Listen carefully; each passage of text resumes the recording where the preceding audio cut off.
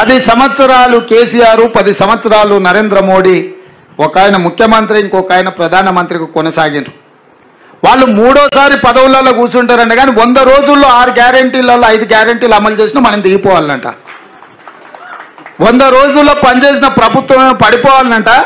10 ఏళ్ళు పనులకి ఇచ్చిన వీళ్ళేమో మూడోసారి మళ్ళీ కుర్చీలో కూర్చోవాలంట. చెప్పండి, ఈ 10 ఏళ్ళలో మీరు చేసింది ఏంది? 100 రోజుల్లో మనం చేసింది ఏంది? నేను అన్న దూలం లెక్క పెరిగితే కాదు, దూడకున్న బుద్ధాన్ని ఉండాలని హరీష్ రావు మొన్న అన్నాడు. నేను 15 ఆగస్టు లోపల 2 లక్షల రూపాయల రైతు రుణమాఫీ చేస్తాను. నేనంటే, రేవంత్ రెడ్డి నువ్వు 15 ఆగస్టు లోపల చేయకపోతే నువ్వు రాజీనామా చేయాలా, నువ్వు చేస్తే నేను ఎమ్మెల్యే పదవికి రాజీనామా చేసి మళ్ళీ సిద్దిపేటలో పోటీ చేయను అన్నాడు. నేను ఆ సవాల్ను స్వీకరించి, మంచిది హరీష్ రావు గారు, నీ సిట్టి జేబులో పెట్టుకో రాజీనామాది. 15 ఆగస్టు తర్వాత సిద్దిపేటకు నీ శని వదులుతుంది.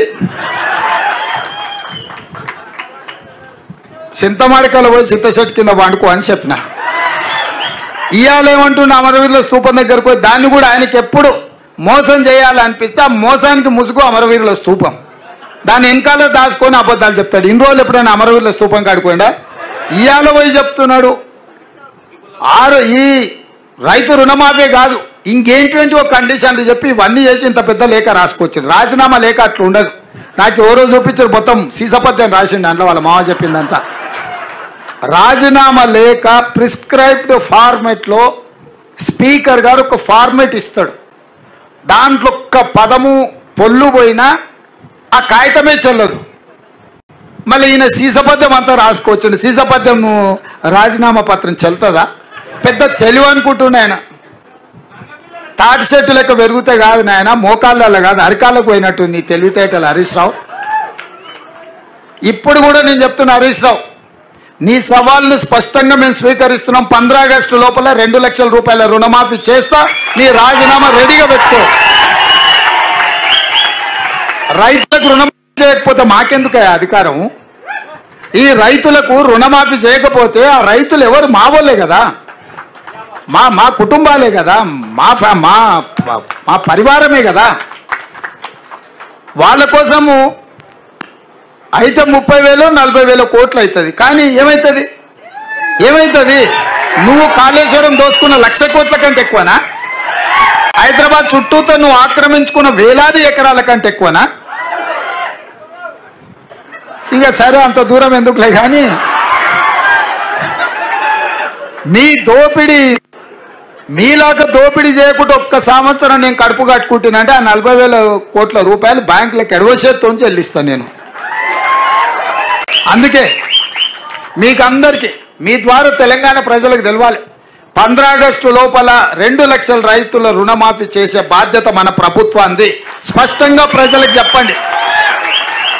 రెండోది, బీజేపీ గెలిస్తే ఎస్సీ ఎస్టీ ఓబీసీ మైనారిటీ రిజర్వేషన్లు రద్దు అవుతాయి. రిజర్వేషన్లు ఉండాలి అంటే కాంగ్రెస్ గెలవాలి, రిజర్వేషన్లు రద్దు కావాలి అంటే బీజేపీకి ఓటు వేయాలనేది. ఈ 2 విషయాలను ప్రజలకు వివరిస్తే మీరు చెప్పిన 14 కాదు 15 సీట్లు కూడా తెలంగాణకు గెలుస్తాయని నాకు సంపూర్ణమైన విశ్వాసం ఉంది. చివరగా ఇప్పుడు కూడా హడావిడిగా కలుసుకుంటున్నాం.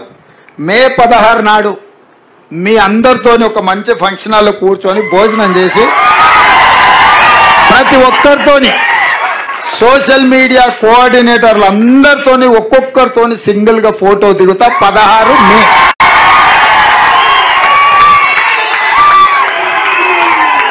ఇది నా గ్యారెంటీ.